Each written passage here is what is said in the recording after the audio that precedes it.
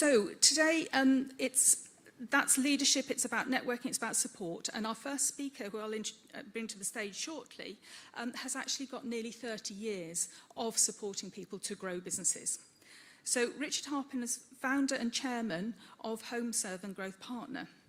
With HomeServe, it started as a startup, a £50,000 startup many years ago, and he built it to a global business with 10,000 employees and has now sold that on. So Richard's going to talk about that, but importantly, he's actually been able to identify 8 factors for success and for growing a £1 billion business, and he's going to take us through those. So Richard, please do come to the stage.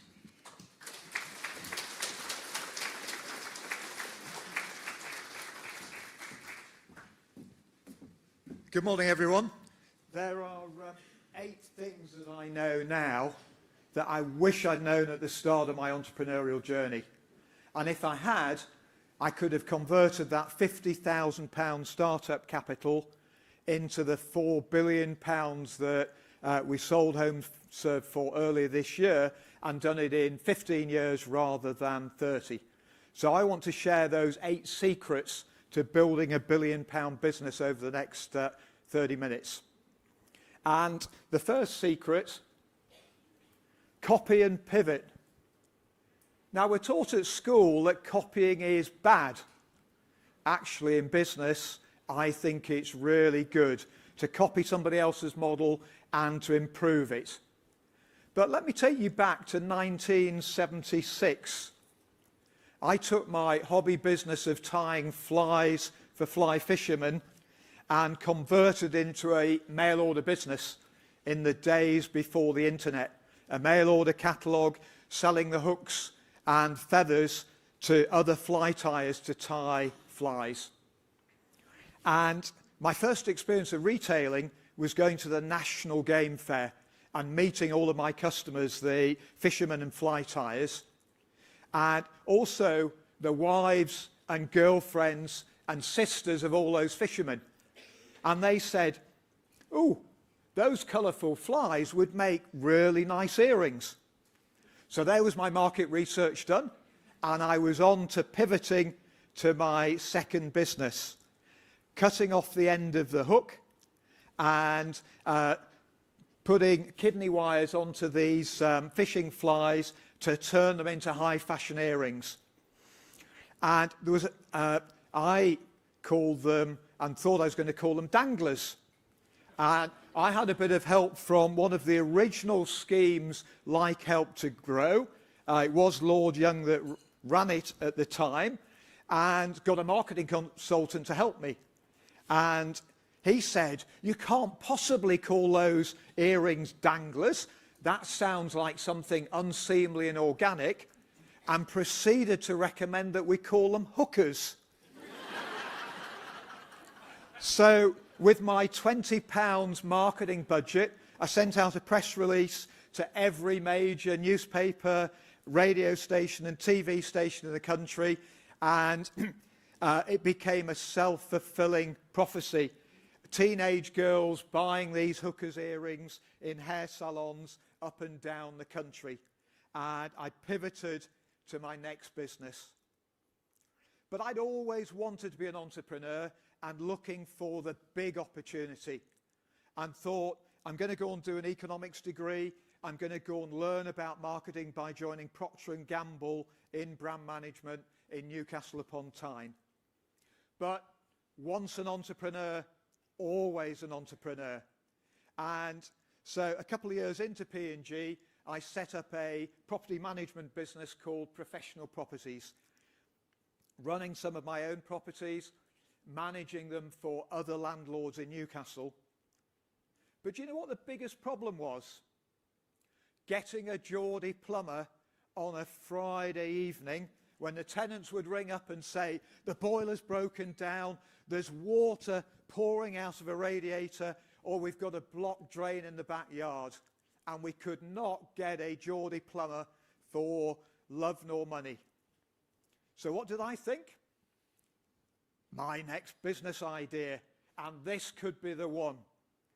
So we launched a business called A1 Fast Fix, A1 so that we got in the front of the yellow pages under the plumbing section and the heating section in Newcastle upon Tyne. Hired a couple of employed plumbing and heating engineers, and the business started. 50,000 of investment, all my life savings and all my business partners' life savings, and we could not make the business work. It started losing £10,000 a month because Yellow Pages was expensive advertising. People only have a plumbing emergency every 4 or 5 years, and we did not want to overcharge customers when they had a problem. So we couldn't get the economics to work, and we ran out of money, which is my second secret: get an investor. We were absolutely desperate. And I thought, maybe there's a good link between water utilities that were being privatised at the time in the early 90s and a customer plumbing service like the one that we were running. So we went round all the water companies in the UK, said, we've got this fantastic business, and why don't you invest in it? 15 water companies said no. But persistence pays, and the final one we went to, a little water company in the West Midlands called South Staffs Water, they said, we'll invest £500,000 for half the business. So that was fantastic. We kept the business going, but it was the same business model, more or less. And all that happened is I grew the business with the same model, and the losses went from £10,000 a month to £50,000 a month. Within a year, I was back in the same position. We'd run out of money. We were down to our final £10,000. All my friends and colleagues were saying, Richard, your days as an entrepreneur are over. You better go back and work for Procter & Gamble. And you know what? When you're so determined and you want to make something work, you've got to stick with it and find light at the end of the tunnel. I had a lucky break. I found a little water company, a different one, in Sutton, in Surrey. And they'd got this plumbing insurance scheme. 30,000 of the customers signed up. I remember going to the Holiday Inn in Sutton in Surrey, interviewing some of their customers in research, because I really believe in research, and we found out what they liked about the scheme and what they didn't. I added some more bits in, but largely it was back to that copying and pivoting until you find the right model. And with the final £10,000, there was our mail shot. We sent out 1,000 of those, branded as South Staffs Water. 38 customers sent in their cheque for £50, a 3.8% take-up rate from direct mail. I got on my desk in front of the 23 people that we employed in the business that knew the business was about to be closed and they were going to be made redundant, and I said, yes, we've made it. And we had.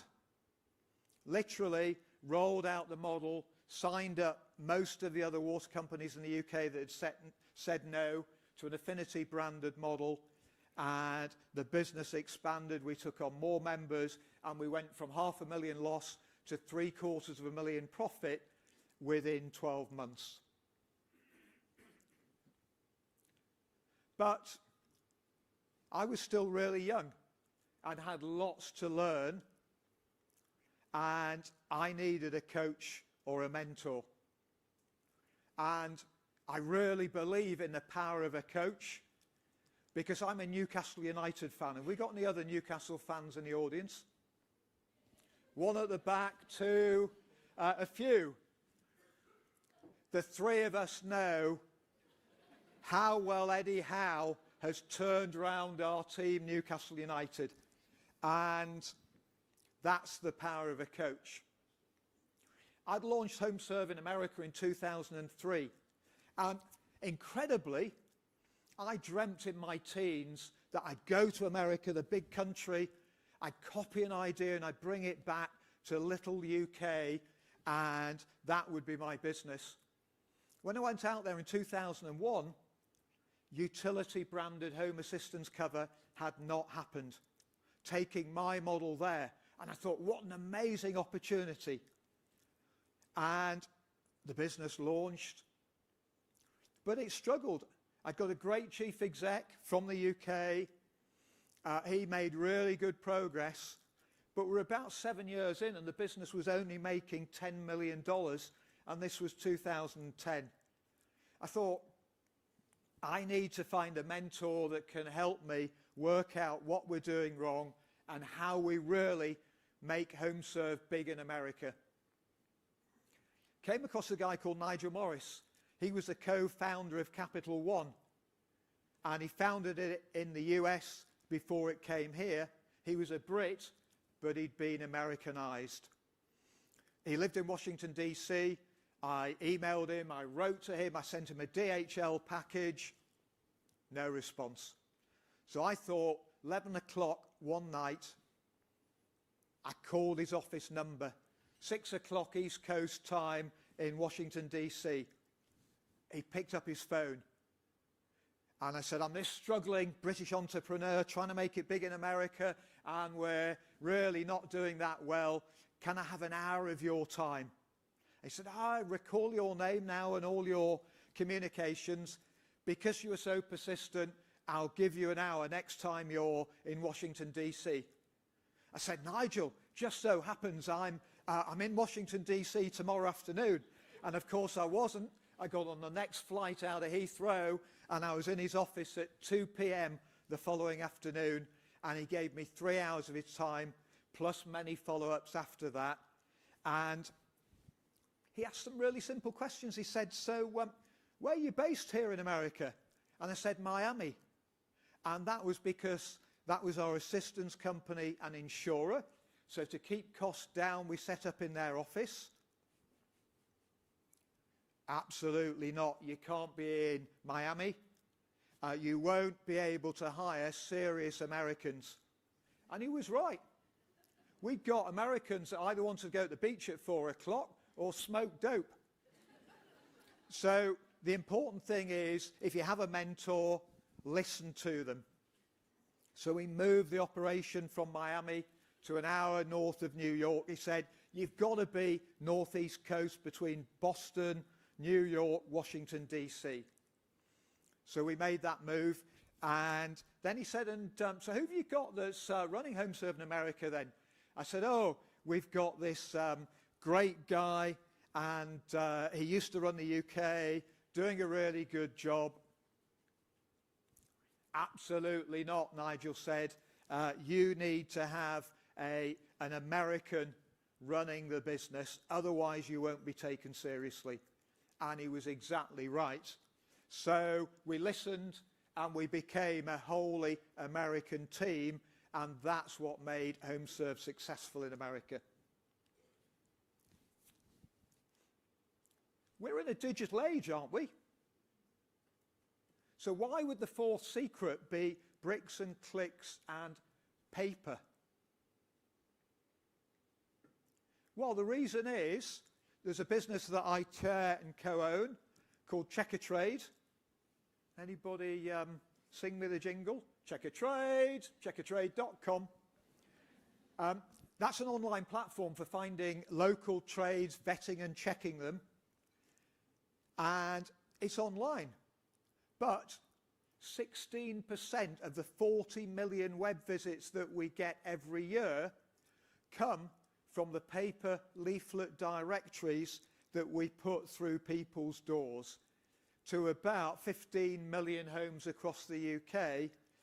But it not only prompts people to call the telephone number of the trade in the leaflet, which is a tracked telephone number so we know how many calls, but it prompts people to go online to the website. So a great example of how paper in a digital age still works.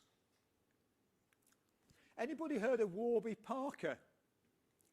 It's an American opticians spec business selling online only originally. And they said, what about if we open a store in New York? And they worried that that would cannibalize a lot of their web traffic if they opened a store. And guess what happened? Completely the reverse. Their web traffic almost doubled in the New York zip codes, and their conversion rate online went up from 3% to 6%. And that was because they had more credibility, because they put a picture and the address of their store in New York.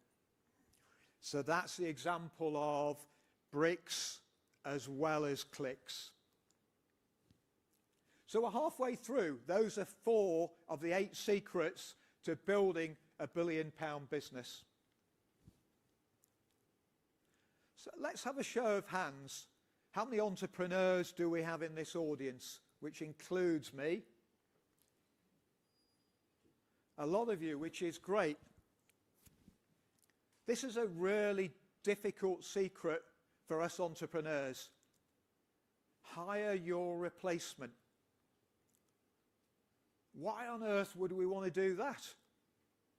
We're great entrepreneurs, we're leading the business. I was 8 years into HomeServe before I realized the importance of hiring my replacement. And here he is, a guy called Jonathan King. I had the courage to hire him as a managing director at HomeServe UK when we were only a UK business.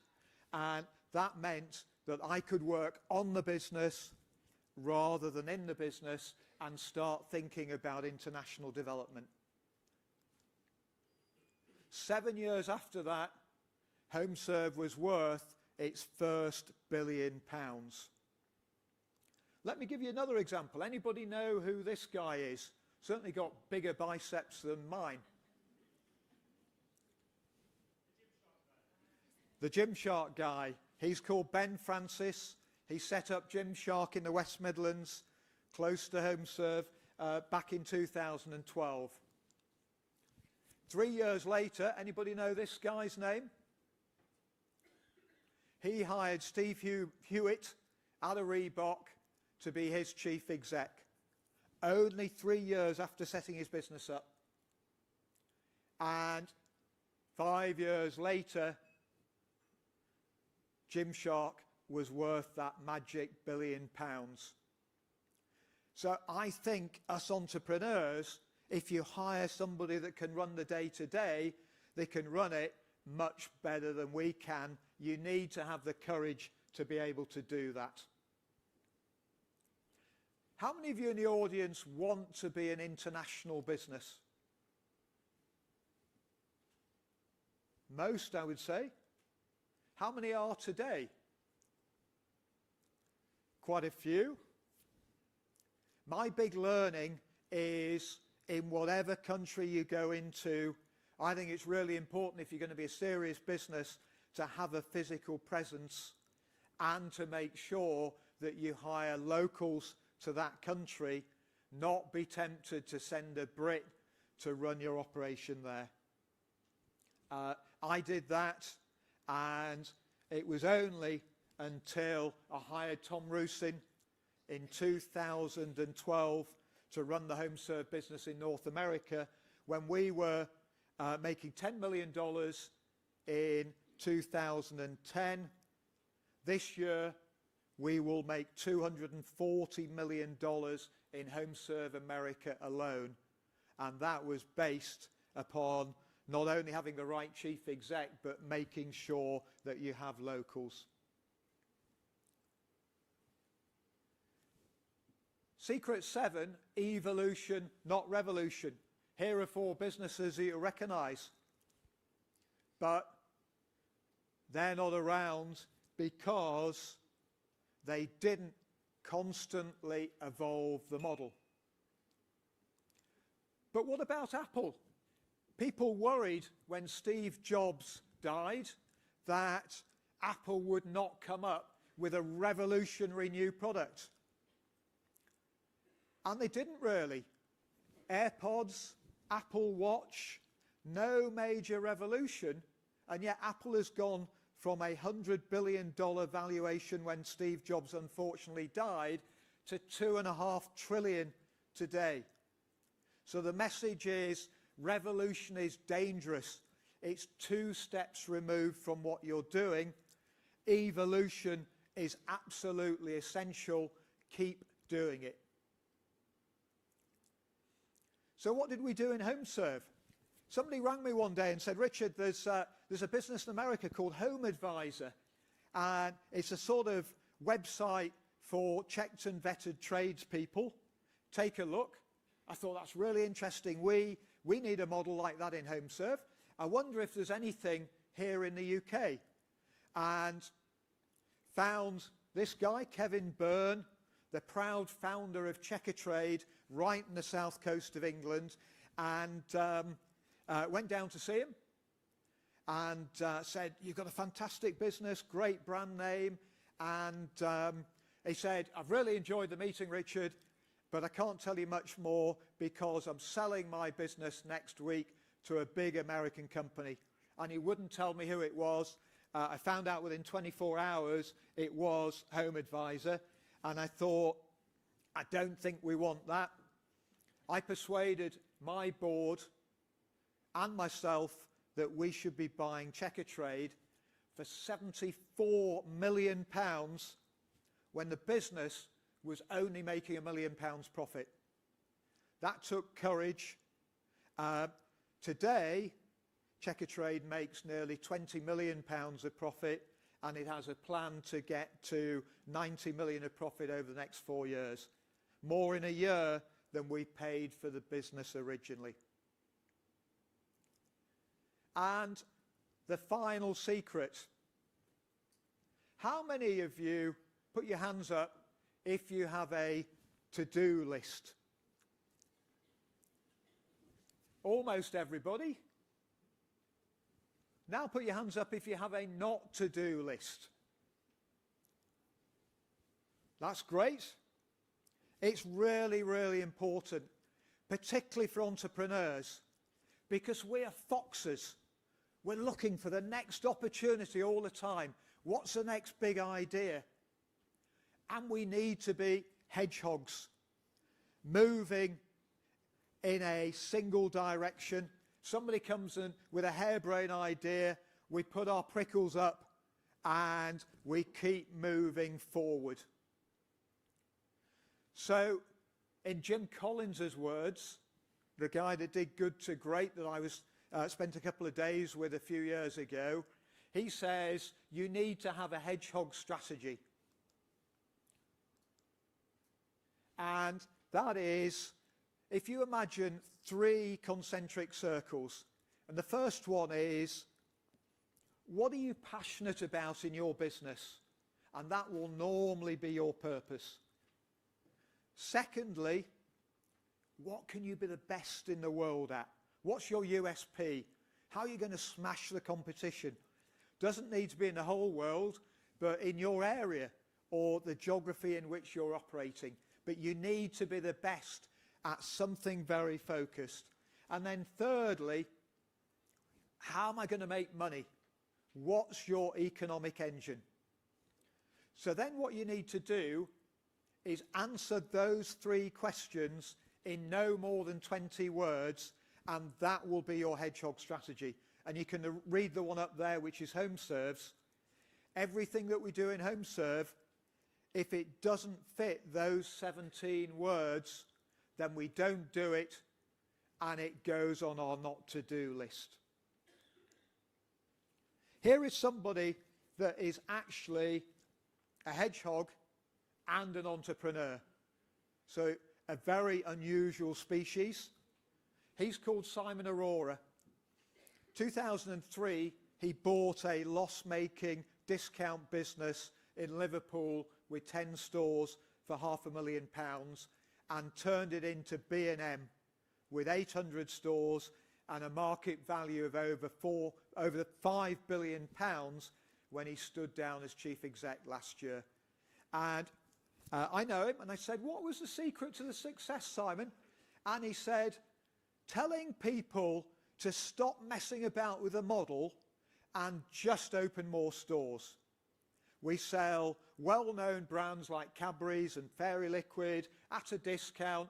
People come in and save money, but they buy then some of our own products that we've imported from China, impulse purchase, and that's our model. So don't change it, stick with it, just open more stores. So those are the 8 secrets. If you want to download, there is a 40-page booklet that's on my website, richardharpin.com. Feel free to download that PDF. I think it's really important in this country that we stimulate growth. I think the Help to Grow program is an amazing program. We need to get even more people through it. Great that there are now 7,700 registrations and over 5,000 people that have been on it, including many of you in this room. My personal efforts are around backing entrepreneurs with my own money, 11 entrepreneurs, mainly in vertically integrated omni-channel retail businesses that are making between £1 million and £4 million profit, and helping them to scale to one day become billion-pound businesses by helping them achieve more than we ever and they ever thought was possible.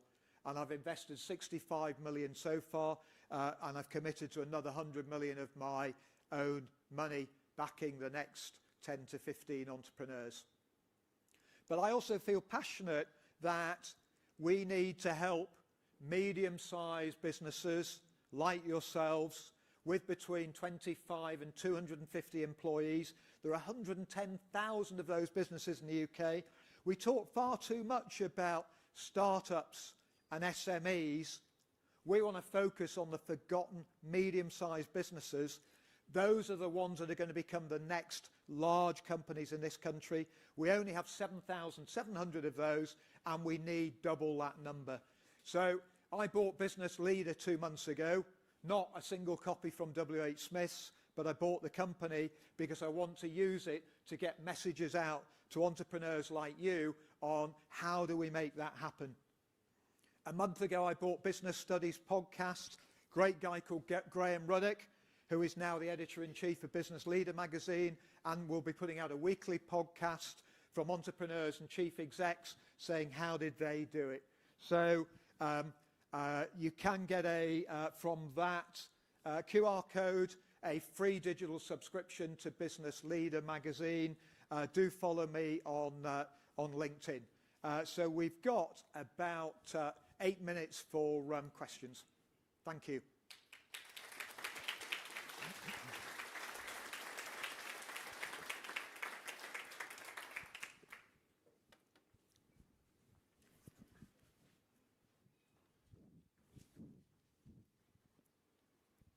Hello, Richard. Thank you for a really, really interesting and helpful talk. What I'm interested to know is, in those early days, how did you simply sustain yourself when, before the business had made any real money? That's what, yeah, thanks. R&P, I think, resilience and persistence. I think if you've sort of had businesses, some of which worked, some of which didn't, then you learn to be resilient and keep going. And then persistence pays. There are things that we've done in HomeServe, acquiring a business in the US in 2016. Those guys first came to the UK from America 10 years before. Took us 10 years to buy their business, and you've just got to keep going.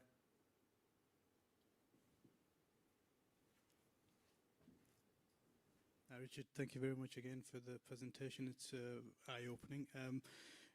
So as business entrepreneurs, small business entrepreneurs, we have limited time in terms of what we can invest in to learn, and we're trying to forever do everything in the business. What would you say would be the the biggest priority for us to invest time in terms of learning, drilling down. I've kind of come to the conclusion it's marketing. What would you advise? I think the main thing is make sure you've got a very focused business model, that you've got a great team that are running the business so that you can work on it, not in it, and find that time to keep learning every day. I only hire business leaders into the businesses that I chair who have that curiosity and hunger to continually learn. So it is about reading business books. It is about getting a mentor that you can pick their brains. So absorb as much as you can, but you've got to create that half a day a week to put into that important but not urgent, turn your phone off, lock yourself away, and get that learning.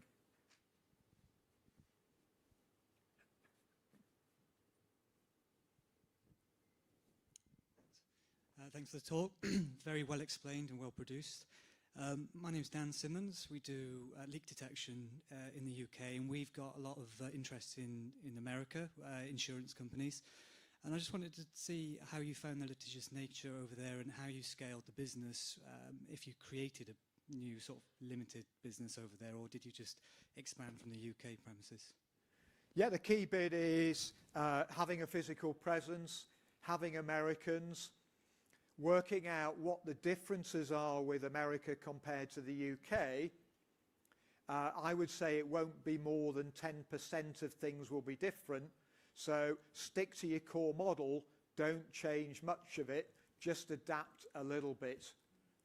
And you should talk to HomeServe. We developed a leak detector that was listed and is listed on the UK stock market called Ondo InsurTech. Worth talking to those guys. I'd be happy to introduce you.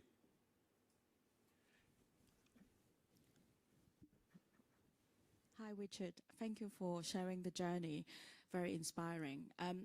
Throughout your journey, I think people is a key element for the success. So how do you gain trust with people that you need support and connect with? What's the formula? I think number one is about hiring great people. If you read my Sunday Times article in the Business News this Sunday, that will be about how do you go about hiring great people, what's the process, how do you find them, what are the questions you should ask, and then we'll be doing something on how do you then make sure that you get the best out of those people.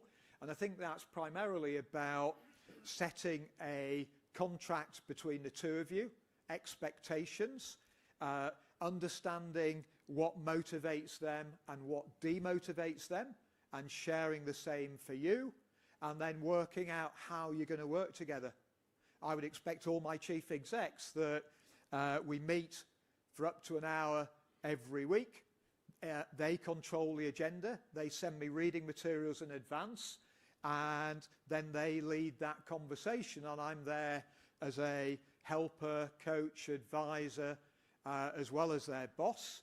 So I think thinking about getting that contract between the two of you right, I think that's the key, and giving honest, regular feedback. I think we've got time for one final question. Hi, Richard. Thank you very much for today. Very inspirational. I would like to ask you, what is success looks like at this point in your life? How do you define success? Yeah, it's when I knew that HomeServe had been sold, I spent 3 months looking back at all the mistakes I'd made over 30 years, and they are now the 8 secrets, and hopefully they resonate, and thought, having freed up half of my working week, I want to do some other worthwhile stuff. So I wrote myself a memo saying, what's my career objective for my final 30 years in business before I die? And that is to continue to work full time, but to invest my own money in other entrepreneurs. I had to go to Harvard Business School for 4 days, and I'm a bit slow on the uptake, to work out what my career objective should be. After 4 days, I could only come up with 2 words. Those words were inspire, breakthrough. And I hope if you went to any of the chief execs that really made it happen in HomeServe, rather than me, they would say, I challenged them, I inspired them, and we achieved more than we ever thought was possible. So I really want to do that with the entrepreneurs I back with my own money, but more importantly, I want to create and help 7,700 medium-sized businesses in this country to become large. So that's why days like this, the Help to Grow programme, are really, really important. Thank you all very much.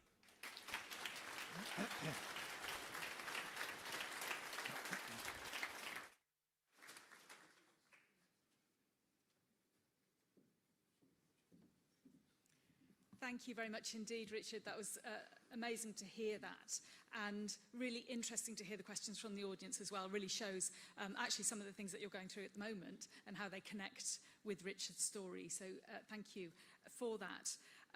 For me, it was a story of determination and persistence, just really came through. He kept using that persistence word. And I really detected the entrepreneurial instinct as well, didn't you, in really his beginnings and his drive to keep going.